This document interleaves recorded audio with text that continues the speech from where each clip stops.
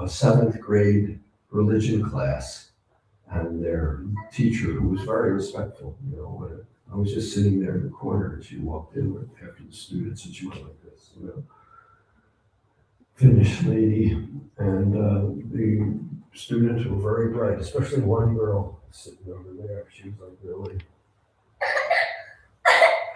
on the ball. And then that was in the morning, and then in the afternoon there was another group coming from the municipality somewhere. There was a group of adult education. It was like I think a special engagement for men and women who have like some diagnosis of some sort, you know, kind of. And so they were here, and Bhagavad, Prabhu, he was speaking in Finnish, which unfortunately I don't understand. And everybody here speaks English? Well, that's a stupid question. Can you ask it in Finnish? Onko joku, joka ei ymmärrä englantia? Tarviiko järjestää käännös? You know, if somebody would like a Finnish translation, please do not hesitate to ask him. So that. Jos joku haluaa suomenkielisen käännöksen, niin älkää epäröikö pyytää sitä. Who would like a Finnish translation? Kuka haluaisi suomenkielisen käännöksen? Don't be shy. Älkää olko ujoja. Okay. It looks like it's lingua franca English here, with many other mother tongues here aside from Finnish. I'm sure we have, you know, Hindi and more, you know, Bengali, Gujarati, Nepali, yes, more. Marathi, okay, that's Maharashtra, right? Yes. South India, some Telugu, something. Okay. Tamil, or French, German. Okay. But I was just going to say that it was very enlivening. Barbara, who had a nice exchange with them. I was included in the beginning, had a little kirtan. We just chanted Hare Krishna, no, you know, introductory mantras, or, you know, making it simple and accessible. And so it was very nice to see that going on here. And so yeah, I mean, by Krishna's grace and Prabhupada's found their Acharya establishment. This temple fulfills a very important functions.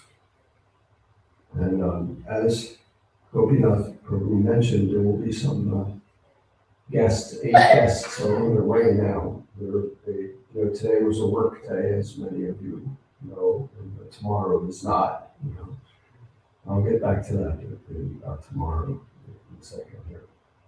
So they live in, there's a big, well, in general, the last 7 or 8 years, the major group of those coming to Sweden has changed, and that has been because the industries and others have been recruiting experts from India, IT and engineers, and that has been an opportunity for us Swedish ISKCON devotees, because we fill a natural function as, like, you know, welcome to the land of the midnight sun, or whatever you call it. And they also are naturally immersed in the Vedic culture, and some of them are even initiated ISKCON devotees. Like, there's a couple on their way now coming here for the first time. They were recruited by a steel industry up in Boden. Boden is like 130 kilometers down from the Finnish border, from Haparanda-Tornio down. They came, I think it was August last year, and they're initiated disciples of Jayapataka Swami from Mayapur. They're actually from Rajasthan, very near Vrindavan actually. But they are initiated practicing devotees, and they are ambitious to have outreach there in Buddha, and they have like a home temple, nice deities, and they have every Sunday a Bhagavatam class, And they try and invite, mainly other colleagues from India who have also been recruited, who have not had much exposure to bhakti and Krishna consciousness, including them. And they have a nice Sunday program. And also, like that, for me, enlivening, because, I'm up there in the far north, and then suddenly we have devotees coming in who I can help to connect to. For example, Helsinki, they've never been here before, but they're on their way here now tomorrow. They'll come tomorrow evening. His name is Lokeshwar, and his wife is Melody. They have 2 teenage kids. And there's another family coming, they're not initiated devotees, but very interested. So, yeah, that's my 6 in limb here. So now let's get to, I thought, on the eve of the ascension of Lord Jesus Christ to heaven, which is the reason that there's a holiday tomorrow here in Finland, Sweden as well, and other places in the Christian world for sure also. I thought to speak a little bit about heaven. So I chose a verse here, 14:18. So let us first offer our, should we sing Jairam? Yeah, usually we do. We should do, okay. Let's chant Jairam. Many of us know this, okay, I hope. Jairam, Punjabi Hari,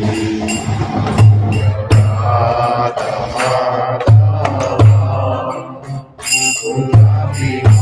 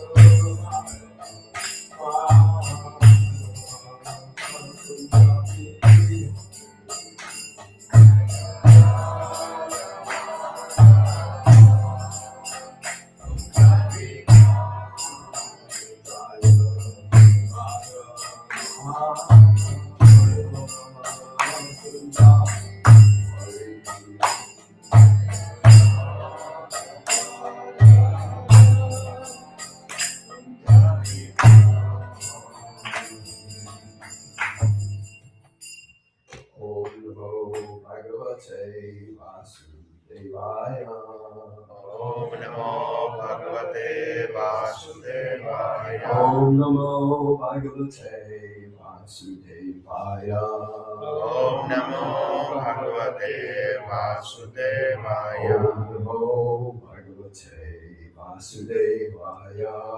Om Namo Bhagavate Vasudevaya. So this 14th chapter in the Bhagavad Gita is called, of course, Bhagavad Gita as it is, by Srila Prabhupada. And the 14th chapter, the perfection of renunciation. And the 14,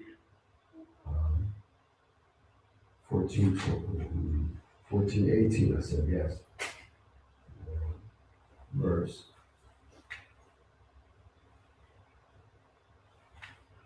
Well, wait a minute. What verse did I tell you? 14, 18. 18, 14, 18. Right?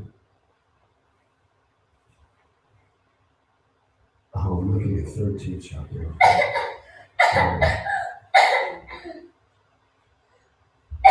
In the 18th chapter, 14, 18. Sorry, just wait here. Yeah, this. Okay, so I'll read the Sanskrit shloka. Reading, yeah, okay.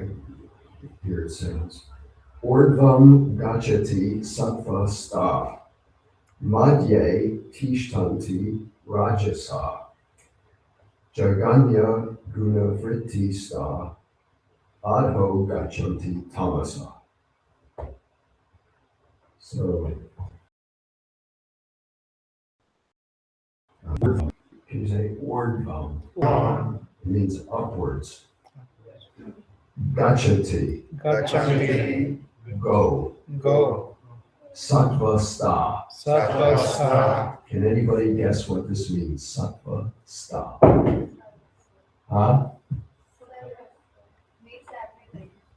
I can't hear. Sattva sta. Sattva sta. Yeah, sattva sta. What does that mean? What does sattva mean? Truth. Huh? Truth. Truth, yeah, truth. Okay, goodness, And sta. Having sattva. Yeah, having that, or being situated there. Sattva sta, situated in good, in truth, or in goodness, you could say. This mode of the three modes: the peaceful, truthful, proper, godly mode, of nature, sattva. Okay, and then madhye. Madhye. And that's translated as in the middle. In the middle. And then tishtanti, Tishtanti. to dwell, To to dwell. be situated again. And then rajasa, Rajasa. and that means passion, situated in the mode of passion. And ambition, desire, outward, movement, that's raja, the second mode of nature. And then jaganya, Jaganya. and that means abominable, degrading or nasty, you could just say. Jaganya, guna, Guna. quality, that's the modes of nature. Vrittista, Vrittista. vritti, that means your work, your occupation, what do you do from 9 to 5 every day? That's your nature, so to say, or your business, you could say. Adda, Ada. down. Yeah, in the beginning we had ordvam, and then we had madhye, and now we have adda, 3 different directions here. And then gachati, again, going. Going. And then finally tamasa. Tamasa. Tamasa, this is the lower mode of nature, inertia, sleep, dream, madness, this darkness, that's the tamasa. Okay, so now the translation, Krishna is speaking to his friend Arjuna. Those who are situated in the mode of goodness, the sattva, they gradually go upward to the higher planets. I said it was going to talk about heaven. Right? Those who are in the mode of passion, they live on this earthly planets, in the middle here. That's where we're situated now. This. And then those in the abominable mode of ignorance, the nasty mode of ignorance, I think if you go down to Lady Luck Bar later tonight, around 2 a.m. or something, maybe be able to hear the yelling and the, drunken so blah, blah. So that's the mode of ignorance. They go down the hellish worlds. That's 3 modes, goodness goes upward. The passion is in this middle region where we're at now. And then the Tama-Moon, then they go degraded, no longer human. It's not a human business in this, darkness. The human business is, what do you say? And there's this Upanishadic phrase. It's Tamasi Ma, Jyotirma. Yeah. And there's 2 more. Yeah. What are the other 2? Okay. Okay. You give up death, become immortal. And what's the 3rd one? That's the 3rd one. That's the 3rd one. What's the 2nd one? That's Tamasoma Jyotirkamaya. Asatoma. Okay, Satkamaya. give up the falsity, the temporary, that which is not real, and you go to the real, to truth, to solid truth, So that's this wonderful culture of the, Upanishadic Vedic culture that, we're blessed with. You were maybe from birth, or we have been given, and so that's this. Sattva. So let's see, Prabhupada, he writes like this in the purport. In this verse, the results of actions in the 3 modes of nature are more explicitly set forth. Where everyone is highly elevated. I said the name of the chapter wrong. I was looking at 18. I said the perfection of renunciation. That's 18. This chapter is called The 3 Modes of Nature. Sorry, this is the subject matter here. It's explaining further about the 3 modes. Okay, Prabhupada goes on. There is an upper planetary system consisting of the heavenly planets, where everyone is highly elevated. According to the degree of development of the mode of goodness, the living entity can be transferred to various planets in this system. The highest planet is Satyaloka, or Brahmaloka, where the prime person of this universe, Lord Brahma, resides. Okay, Brahmaloka, where the Lord Brahma in this, the prime first person in this universe, and the master of the universe. The creator of this, material. And we have already seen that we can hardly calculate the wondrous conditions of life in Brahmaloka. But the highest condition of life, the mode of goodness, can bring us to this. Okay, it goes on from there. That's the mode of goodness. Like, it said, according to the Christian festival of Lord Jesus ascending to heaven. So, there are, according to the Vedic understanding, we have Bor, Bhuva, and then Sva. So Bor, that's this region where we are now, the Earth. We can see, this. You look on the horizon there, and you can see the sun coming up, and this is Bor Loka here.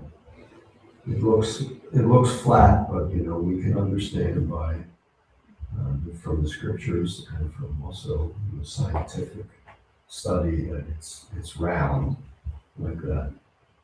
So that's Bor Loka, and then up between above Bor Loka, there's outer space, we would call it here. we have 8 planets that go around our sun, and then we know that this is part of a Milky Way, a galaxy of many, many suns, and they're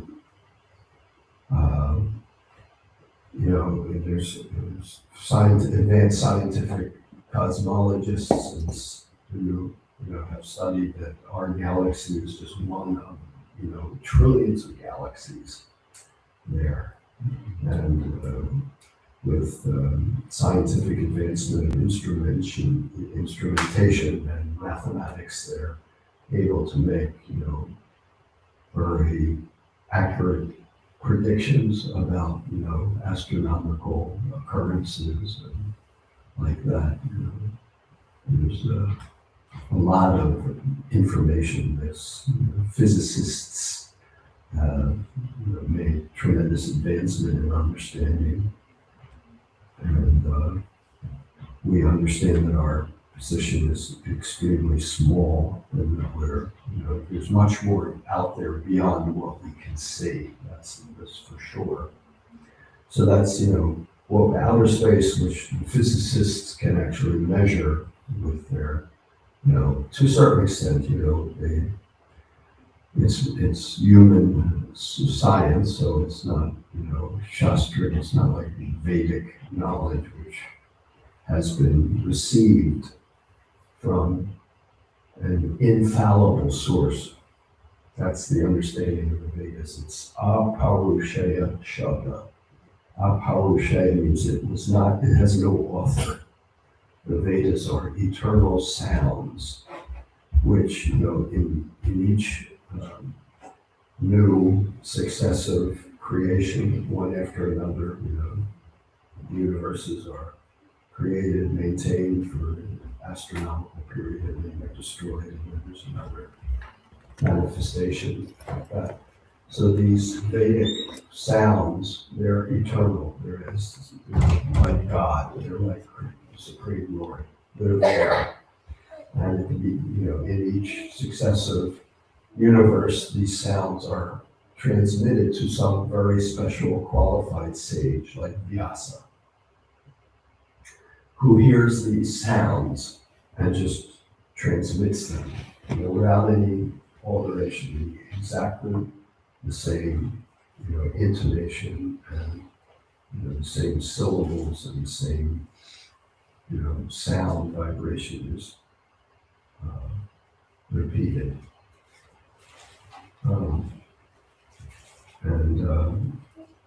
That's the Vedic infallible aparushaya shabda.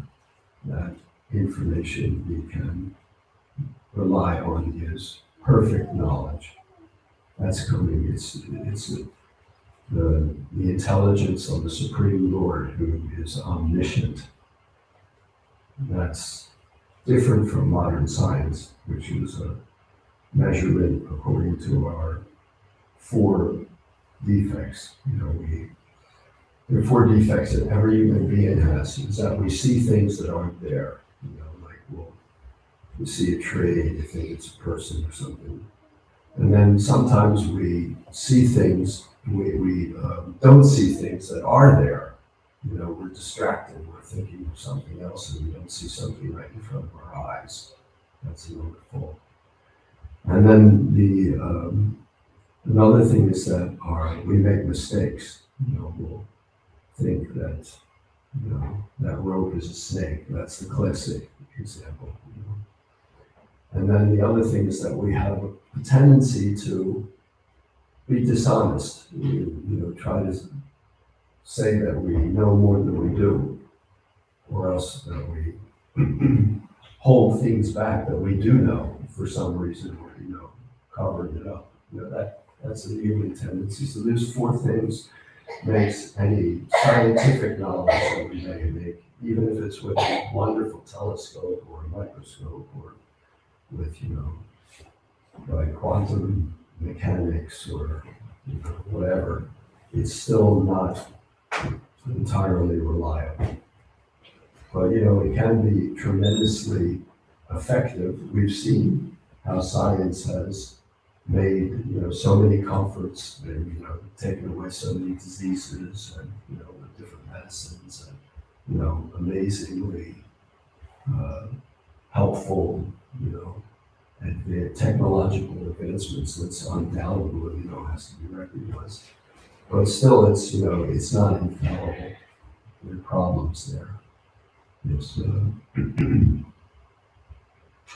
yeah. So, but the three worlds that we're talking about is Bor, that's this, Earth, and then there's Bhuva, that's the outer space that we can see. And then beyond that, it's Sva, that's what we cannot see. Beyond our,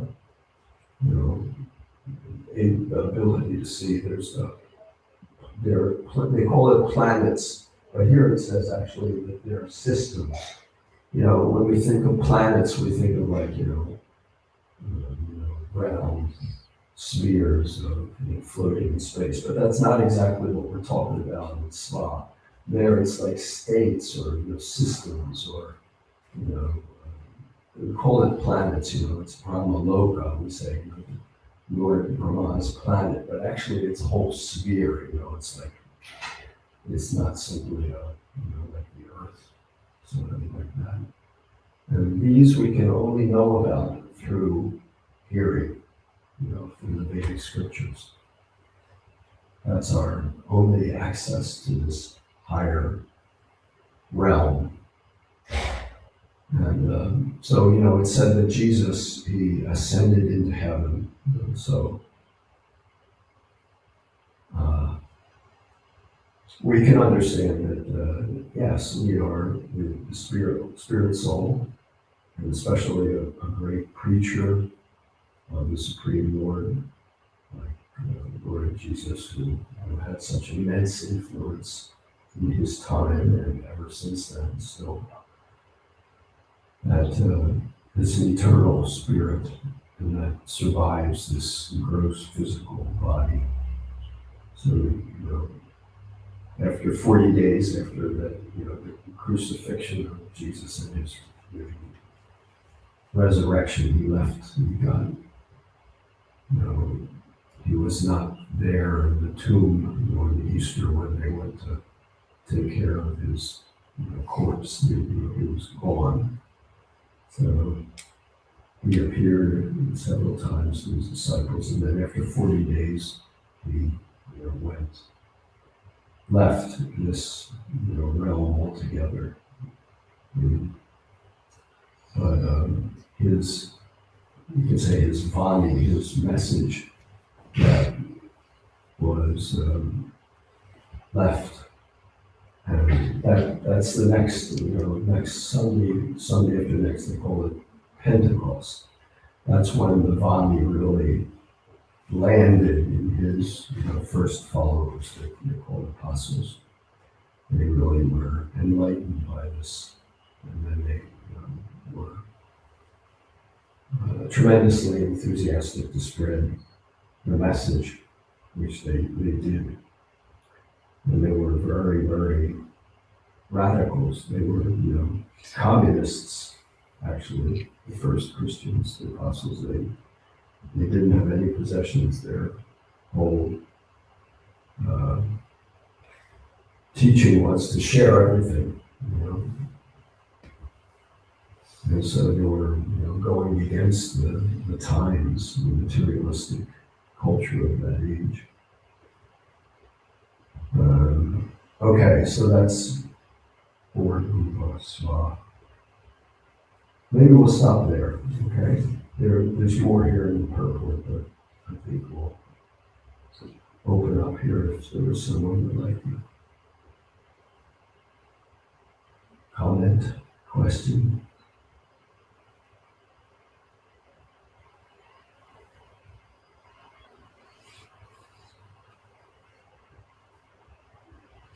I have one question. Please. Thank you. Well, how to stay in a mood of goodness when the world around you is not in a mood of godliness? Good question. Temple is there, of course, but when you go to work and then you see a lot of kind of things. Yeah, you see a lot of things, that's for sure. Yeah, yesterday I was teaching these rambunctious 7th graders there, and skolan there in Haparanda. Boy, they're tired of school. And I had them the last class, from like 2:30 to 3 o'clock, and they're really ready to go home. So, okay. The question is, how do you remain in the mood of goodness when we're dealing with the world? Well, there's one nice story. You know the story of the monkey and the alligator? I think this is from, what's it called?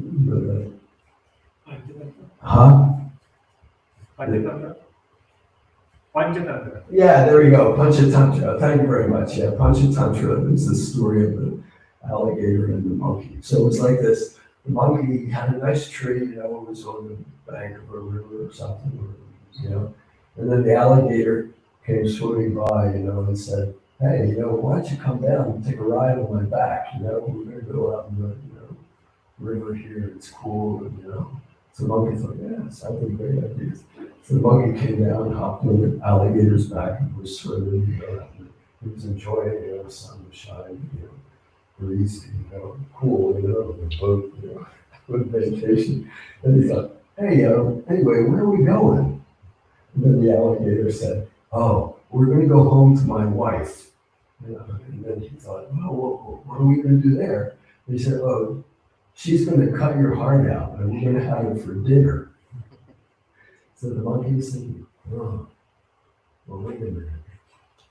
You know what? I left my heart back up in the tree there. I think we should go back and get it. So the alligator said, well, okay, that sounds reasonable. I guess we'll make a U-turn. We go back there.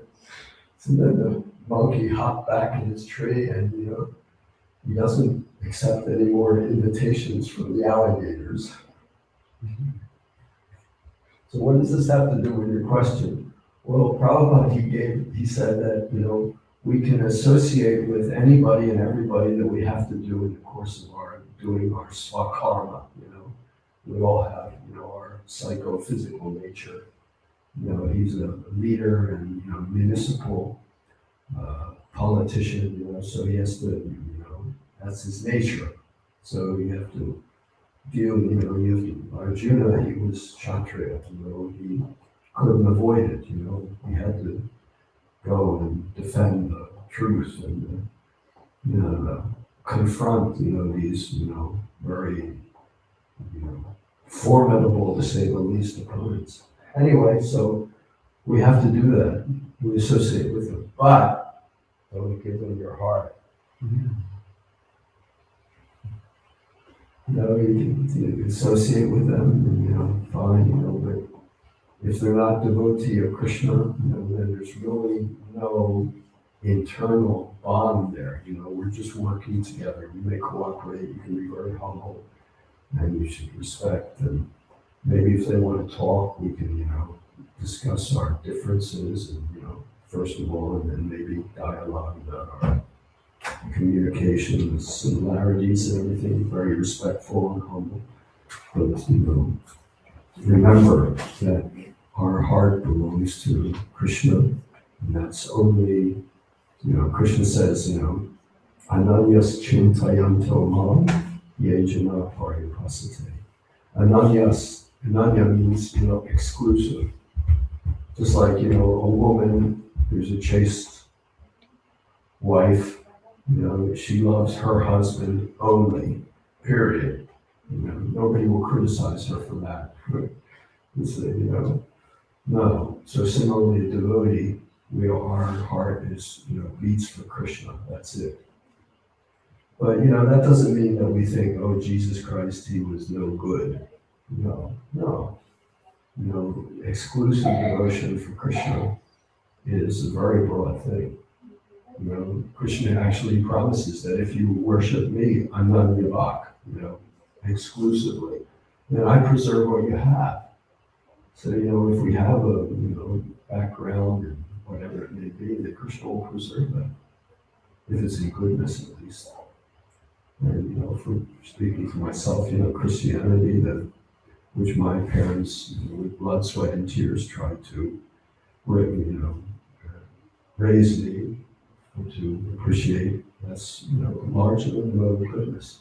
Not everything, but so Krishna will certainly preserve that. So in other words, to answer your question, how can we remain in the mode of goodness when we're dealing with, the world? Well, yeah. One last thing is that in the Bhagavad Gita, Prabhu quotes a rather odd analogy which Chaitanya Mahaprabhu gave to Raghunath Das Goswami, I think.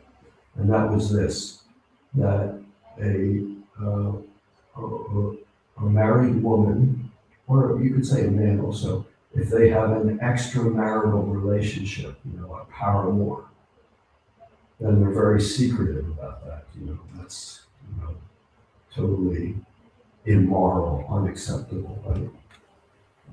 But in order to cover up that, relationship, Chaitanya Mahaprabhu gave the metaphor that housewife, she would do her work very, very expertly. She would be, doing everything very, very well. Why? Because in her heart, she's thinking about when can I get out of here and meet my paramour. It's very strong attachment to, an extramarital relationship. It's the perverted reflection of Krishna's dealings with the gopis in Vrindavan, which is the very highest epitome of, beyond our imaginations. The perverted reflection of that is the lowest thing, and that's very strong attachment. So in order to cover up that strong attachment in the heart, the husband, the married woman will do her household work very scrutinizingly. So what does this mean? Yeah, it means that, if there's love, if we really love Krishna, then we'll be able to be in the world, but not of it, as the Christians usually say. We can do our work, but our heart is not really there. We're thinking of, when am I going to be able to go back to Krishna and be his exclusive loving servant like that. And therefore we do our duty very, dutifully. And our heart is somewhere else.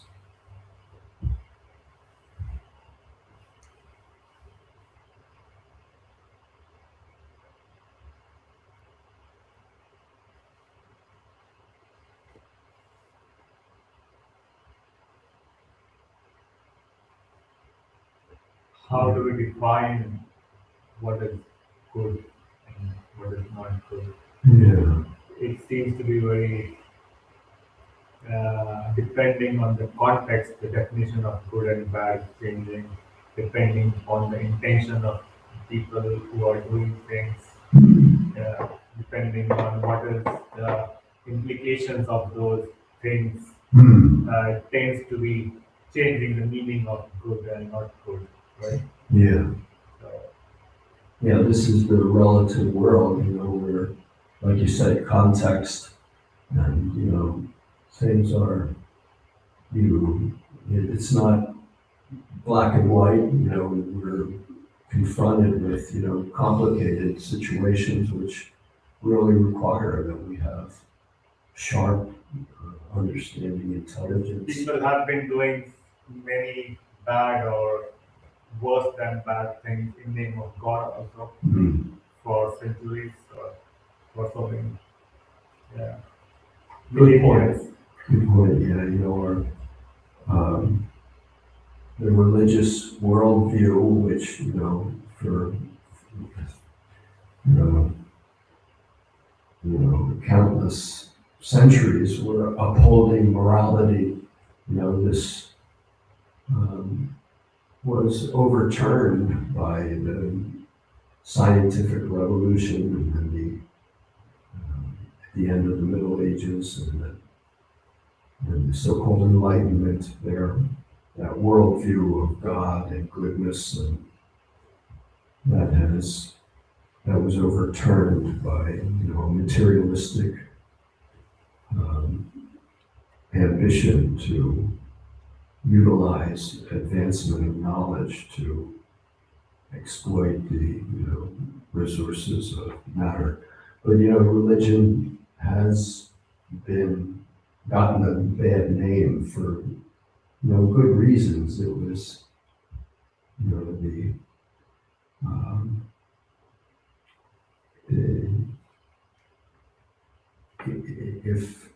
if religion, the sentiment of religion is not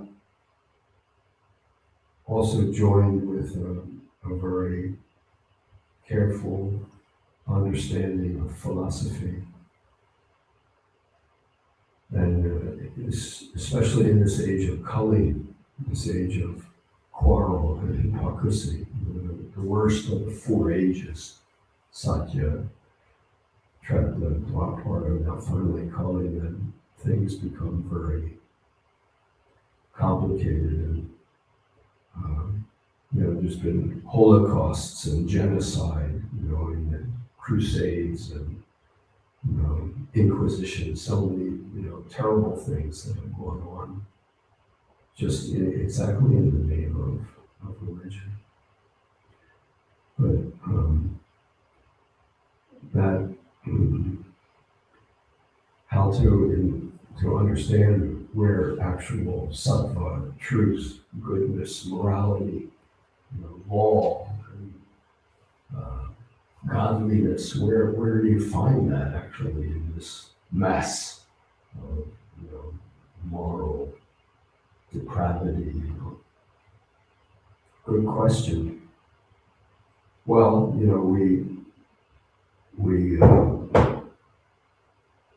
we should have our conviction here, I will say, that you by a good association here in this sangha here, our association is good.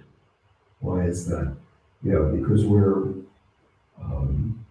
guided by the intelligence of the Supreme Lord. We do have a connection with this eternal Apaurushaya Shabda we were talking about, this authorless knowledge and sound of truth and righteous goodness. That's not, we have a connection there that has been coming down through parampara. We heard Vyasadeva, he compiled this in this age, and it has come down in an unbroken line of teachers. And we have a connection with that, by the grace of our gurus and Lord Chaitanya. So that's Shraddha, Shraddha means your heart, and Da means placement. So we can, without fear, place our heart in this message of goodness and this sangha here. We're gathered here tonight. We're not here to drink alcohol or try to find an illicit partner for our sexual enjoyment. We're not here to try to win money, or we're not here for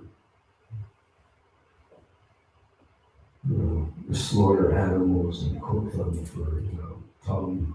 That's not our business here. We're here to for a good purpose. We want to ask a good question about how we can find our way through this mess and maybe help our others in our family, maybe our children, whatever, That's good. And there we can be certain. And, but we should, keep our eyes open. It's okay. Thank you for that good question.